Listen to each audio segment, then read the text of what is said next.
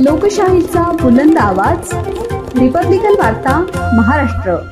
सिडको पवननगर मध्ये अतिक्रमण मोहिमेदरम्यान फळ विक्रेत्याची गाडी समोर झोपण्याची धांदल, सरकारी कामात अडथळा निर्माण। बातमी नाशिक येथून। नाशिक महानगरपालिकेकडून शहरातील अतिक्रमण विरोधी मोहीम सुरू असताना आज 20 नोव्हेंबर 2025 रोजी दुपारी सुमारे 4:30 वाजेच्या सुमारास सिडको पवननगर परिसरात अनपेक्षित गोंधळ निर्माण झाला।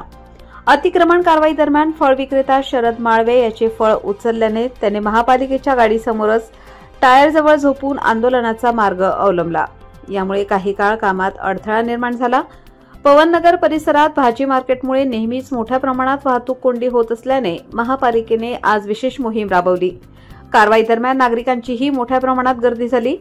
शरद माळवे हा महापालिकेच्या सूचनांकडे दुर्लक्ष करत असल्याची माहिती मिळताच अंबड पोलीस ठाण्यातील अधिकारी व कर्मचारी घटनास्थळी दाखल झाले आणि त्याला समज देत परिस्थिती नियंत्रणात आणली। स्थानिक नागरिकांच्या मते पवननगरमध्ये दररोज वाहतुकीला मोठ्या प्रमाणात अडथळा निर्माण होत असल्याने महापालिकेच्या अधिक कठोर कारवाईची गरज व्यक्त करण्यात येत आहे। रिपब्लिकन वार्ता महाराष्ट्र न्यूजसाठी शहर प्रतिनिधी विवेक बनकर, नाशिक।